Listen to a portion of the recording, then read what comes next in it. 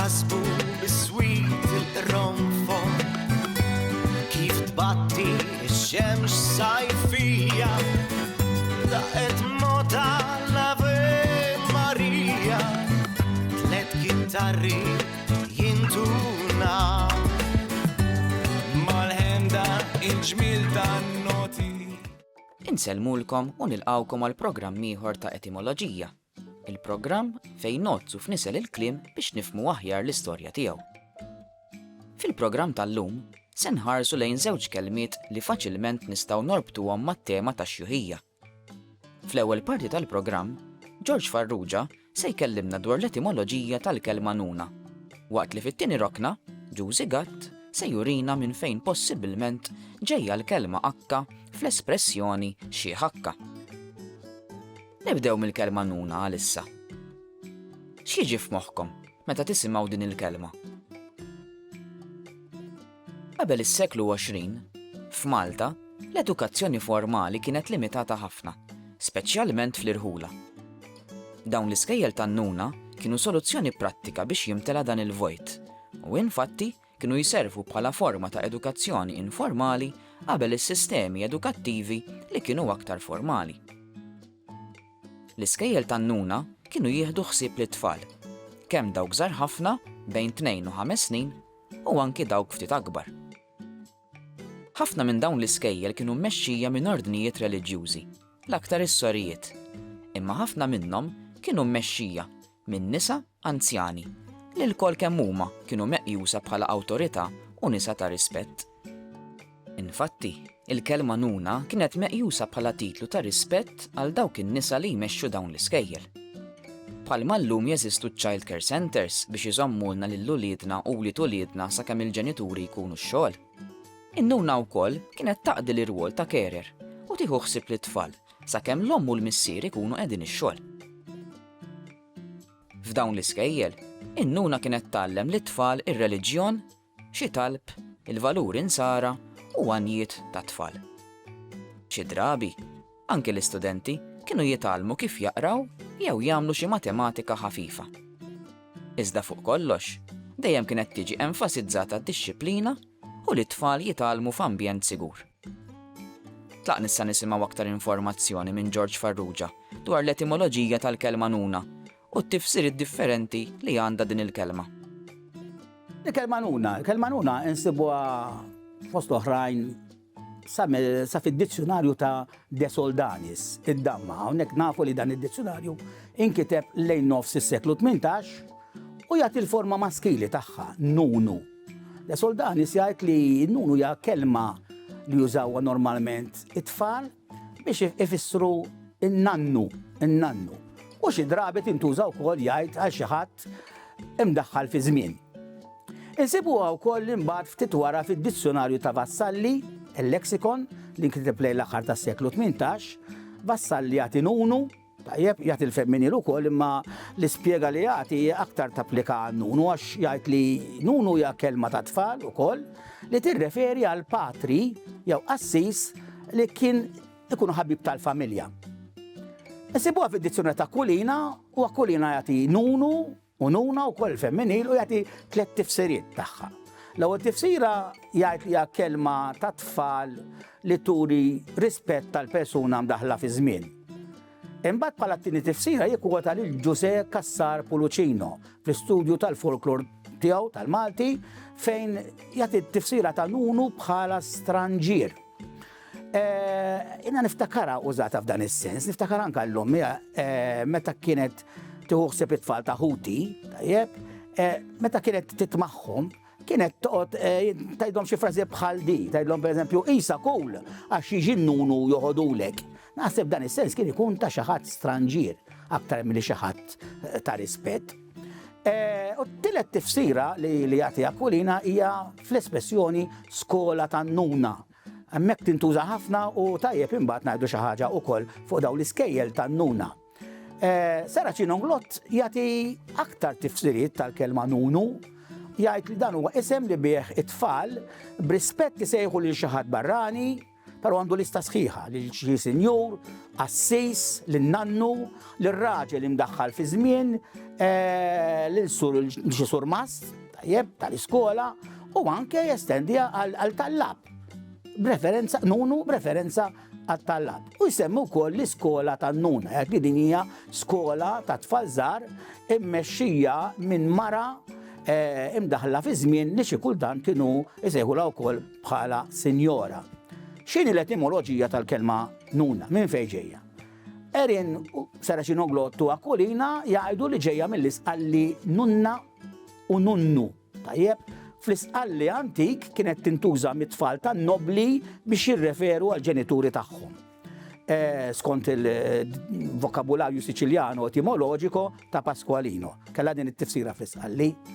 Min jaraw kol rabta bejn nunnu u nunna mal-kelmiet nonno u nonna.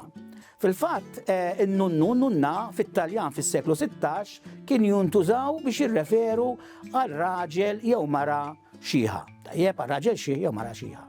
Ġifieri biex nitkellmu fuq in-nuna, inti għandek in-nonna li fil-Taljan antik kienet tirreferi għal mara xieħa, għandek imbagħad in-nunna fl-isqalli li kienet titlu ta' rispett għal ġenituri imma wkoll aktar tard saret tirreferi għal mara xieħa u n-nuna fil-Malti li kienet tirreferi għal mara x'aktar x'anzjana li kienet tmexxi skola ta' tfal iż-żgħar. Fil-fatt fl-eruq oriġinali tagħha fil-Latin tfisser ukoll għandha tifsira ta' għallim, xi ħadd li għallem. Għandna espressjonijiet b'dil-kelma nuna, bħal meta ngħidu aħna maħniex tfal tan-nuna ta' jew mela ħsibni tan-nuna. Nużawhom biex nagħdu speċi ta' tistmani ta' tifel żgħar jew inkella ħsibni ta' bla skola lili. Jew ngħidlek għadu f'tannuna dak, jiġifieri kiber fi żmien veru, imma għadu jġib ruħu ta' tifel żgħar jew inkella mhux ta' wisq skola. U l-kelma nuna tista' tiġi assoċjata ma' persuna mdaħla fi żmien li kienet anka tmexxi dawn l-iskejjel imsejħa tan-nuna, tajjeb issa nintroduċu l-espressjoni li jmiss. Xieħ akka. Ġieli smajtu lil xi ħadd jgħid li t-tali huwa xi akka? X'taħsbu li tfisser il-kelma akka f'din l-espressjoni? Kultant, għandna tendenza li nħarsu lejn l-anzjani b'lenti negattiva, forsi għax mentalment mhux dejjem jibqgħu daqshekk sani, u mġibithom tibda tmajna. Meta l-età tibda tagħmel tagħha u d-dipendenza fuq l-abbiltajiet individwali tibda tonqos, ma nistaġbux wisq li nikkunsidraw immorru ta' xjuħ jew b'mod aktar pulit f'xi ċentru tal-anzjani. Il-ktieb tal-qwiel il-qawl iqul jiddokumenta l-qawl. Min jixjieħ jibda jitlef ir-riħ. Jiġifieri l-bniedem fi xjuħitu, sfortunatament, jaf jibda jaqaċċajt quddiem ħaddieħor minħabba l-mart, in-nuqqas ta' kontroll u nuqqasijiet oħra. L-età u x-xjuħija huma assoċjati wkoll ma' tgergir. U infatti, kull min tisimgħu jilmenta jew igerger, daqqa fuq ħaġa u daqqa fuq oħra ma trid xejn biex ngħidulu li jgerger qisu xieħa. Min-naħa l-oħra, żgur li ġieli smajtu l-qawl kliem ix-xieħ żomm fih. Dan il-qawl jistidinna nqisu, niżnu u nisimgħu kelmet ix-xjuħ tagħna għax huma mobbijin minn snin twal ta' esperjenza u allura dak il-parir siewi żgur li kapaċi jgħadduhulna. Varjanti simili ta' dan il-qawl huma kliem ix-xieħ meħud mill-qiegħ u kliem ix-xieħ stqarru u modu u ftakar fih. Il-Malti jgħid ukoll li persuna taf titkellem daqs xieħa. Jiġifieri minkejja l-età pjuttost tenera ta' xi ħadd, dak li ikun kapaċi jitkellem b'mod matur.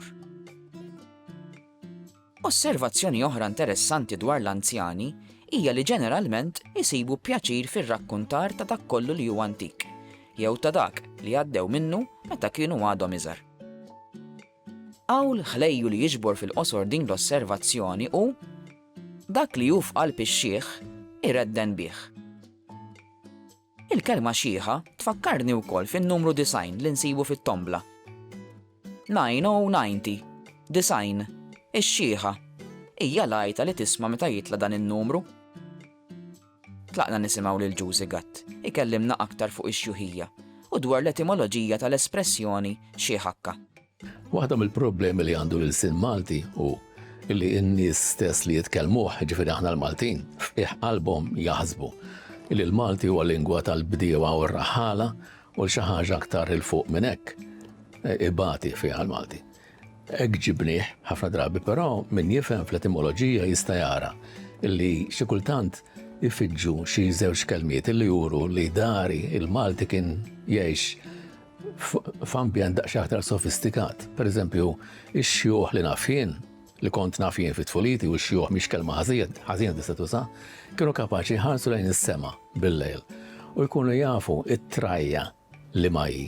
Pereżempju, jkunu jafu li trajja jekk tagħmel linja dritta f'ċertu direzzjoni minna, issib id-dabrani. Id-dabrani, stilla tiddida xejn aktar mill-oħrajn. Issa, id-dabrani bl-Ingliż isibha el-daberan, sewa, u t-trajja bl-Ingliż huma ġemma ta' kwiekeb, illi jgħidulhom il-Pleiades.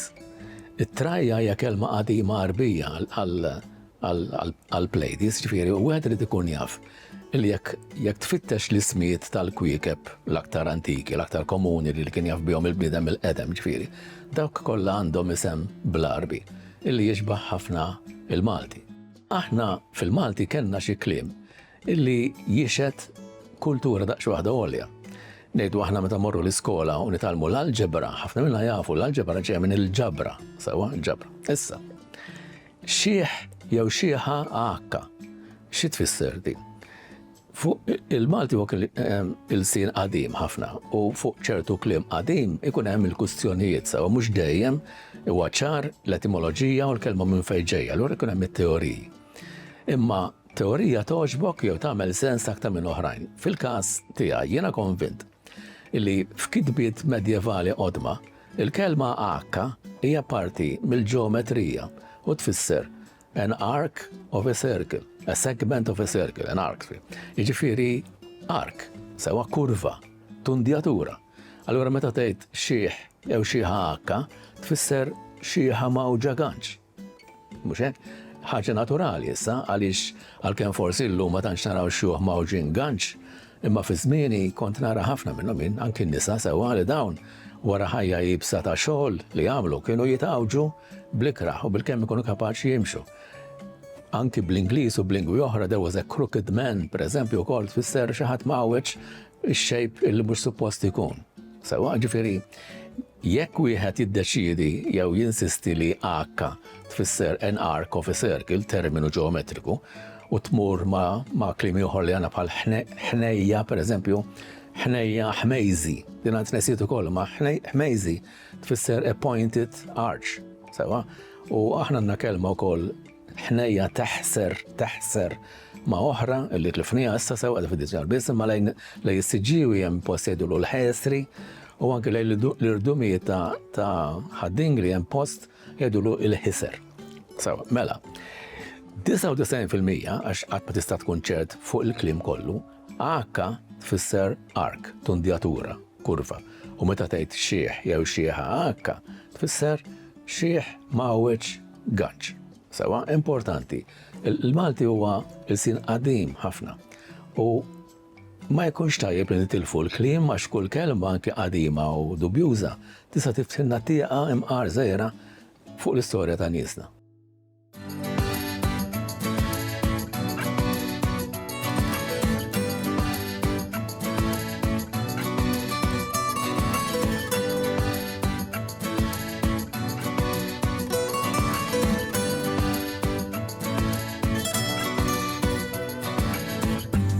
Jintasbu bis-swit il-ronfon kif tbatti ix-xemx saj